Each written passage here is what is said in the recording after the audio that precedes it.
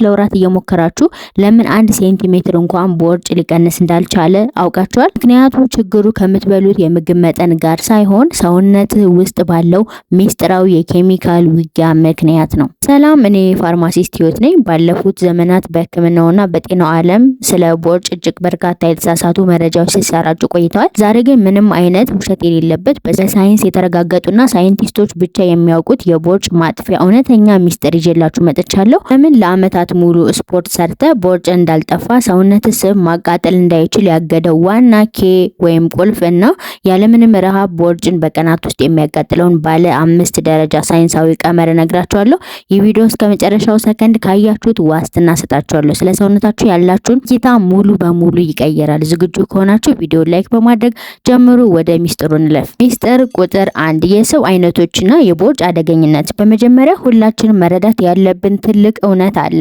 በሰውነታችን ውስጥ 2 አይነት ስቦች አሉ። የመጀመሪያው ሰብኩታኔስ ፋት ይባላል። ይህ በቆዳችን ስር የሚገኝ ስንቆነጥጠው በእጃችን የሚያዝ ስብ ነው። ይህ ስብ ለጤናችን ያን ያህል አደገኛ አይደለም፣ ነገር ግን ቅርጽ ያበላሻል። ሁለተኛ እና በጣም አደገኛ ቪሴራል ፋት ይባላል። ይህ በሆዳችን ውስጥ በጉበት በጨንጓራና በአንጀት ዙሪያ የሚከማች ስብ ነው። ቦርጭ የምንለው ይህን ነው። ቪሴራል ፋት ዝም ብሎ የተቀመጠ ስብ አይደለም። በራሱ ጊዜ መርዛማ የሆኑ ሆርሞኖችንና ኢንፍላሜሽን ወደ ደማችን የሚለቅ እንደ አንድ አካል ነው። በሽታ አለ። ከፍተኛ የደም ግፊትና ለልብ ህመም ዋና ምክንያት እሱ ነው። ታዲያ ይህ አደገኛ ስብ ለምን ከሆዳችን መውጣት እምቢ አለ? እሱ በሚቀጥለው ሚስጥር ውስጥ ነው። ሚስጥር ቁጥር 2 ሆርሞኖች። የሰውነታችን ስብ ማቃጠያ ቁልፎች ብለን እንጠራቸዋለን። አብዛኛው ሰው ካሎሪ በላው፣ ካሎሪ አቃጠልኩ በሚል የድሮ ቀመር ያምናል። ነገር ግን እንደ ፋርማሲስትና የህክምና ባለሙያ የምነግራችሁ ዋና ሚስጥር የሰውነታችን ሜታቦሊዝም የሚመራው በካሎሪ ሳይሆን በሆርሞኖች ነው። ላይ 2 ሆርሞኖች የቦርጭን በር ይቆልፋሉ ወይም ይከፍታሉ። አንደኛ ኢንሱሊን፣ የስብ ማከማቻ ዋና አዛዥ። በበላን ቁጥር ቆስታችን ኢንሱሊን ይለቃል። በተለይ ነጭ ዱቄት፣ ስኳር፣ ፓስታ፣ ለስላሳ መጠጦችን ስንመገብ የኢንሱሊን መጠን ወደ ላይ በጣም ይጨምራል። ይህ ጋር ነው ዋናው ሚስጥር። በደማችን ውስጥ ኢንሱሊን እስካለ ድረስ ሰውነታችን ስብ ማቃጠል ባዮሎጂካሊ አይችልም። ኢንሱሊን ማለት ለሰውነታችን ስብ ማቃጠል አቁም፣ የተቀበልከውን ሁሉ ወደ ሆድ ስብነት ለውጥ የሚል ትዕዛዝ ነው። ሁለተኛ ኮርቲሶል። ኮርቲሶል የጭንቀት ሆርሞን። እስቲ አስቡት፣ ምግብ አነስተኛ እየበላችሁ ስፖርት እየሰራችሁ ቦርጫችሁ አልቀንስ አለ። ምክንያቱም ኮርቲሶል ሊሆን ይችላል። ስንጨናነቅ፣ ስንናደድ ወይም በቂ እንቅልፍ ሳናገኝ ስንቀር ኮርቲሶል ይጨምራል። ኮርቲሶል ደግሞ በሰውነታችን ውስጥ ያሉ ስቦችን ሰብስቦ በቀጥታ ወደ ሆዳችን አካባቢ ወይም ቪሰራል ፋት እንዲከማቹ ያስገድዳቸዋል። ሚስጥር ቁጥር 3 ወደሱ ከመሄዳችን በፊት እስካሁን ቪዲዮ እየተመቻችሁ እንደሆነ ተስፋ አደርጋለሁ። ላይክ ማድረጋችሁን እንዳትረሱ። ሚስጥር ቁጥር 3 ስለ አካል ብቃት እንቅስቃሴ የተነገረን ትልቁ ተረት። አሁን ብዙ ሰዎች በቀን 200 ሲታፕ ይሰራሉ፣ ግን በሳይንስ ስፖርት ሪዳክሽን የሚባል ነገር የለም።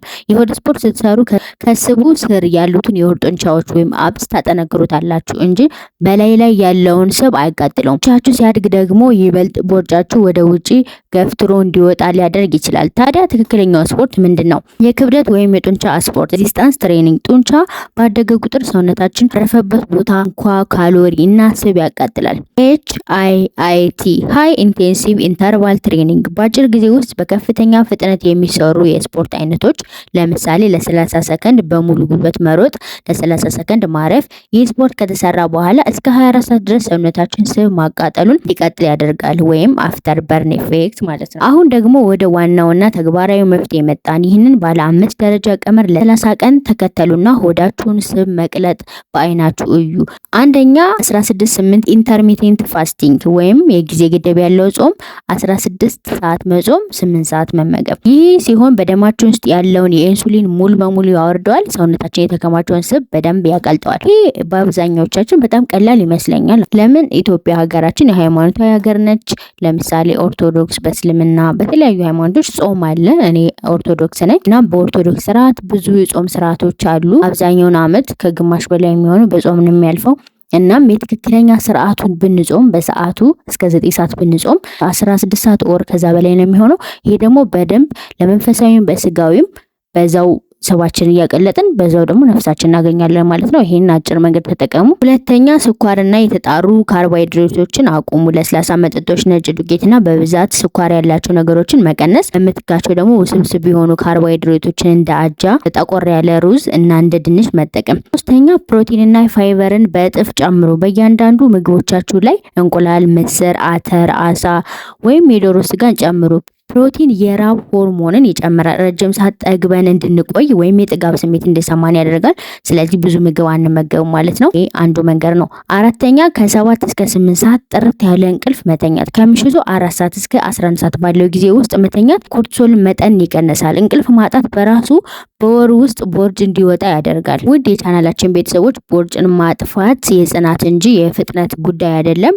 በረሃብ ራሳችን ሳትቀጡ እነዚህን ሳይንሳዊ ምስጢሮች በመጠቀም ሆርሞኖቻችሁን ካስተካከላችሁ ቦርጭ በራሱ ጊዜ መቅለጥ ይጀምራል። ይህንን መረጃ ዛሬውን መተግበር ጀምሩ። ውጤቱን ደግሞ ከ2 ወይም ከ3 ሳምንት በኋላ መጣችሁ በዚህ ቪዲዮ ኮሜንት ስር ብታካፍሉኝ ደስ ይለኛል። ቪዲዮ ህይወታችሁን ወይም የጤና እይታችሁን የሚቀየር ሆኖ ካገኛችሁት ላይክ ማድረጋችሁን፣ ከጎን ያለችውን የደወል ምልክት መንካት፣ ሰብስክራይብ ማድረግ እንዳትረሱ። አመሰግናለሁ።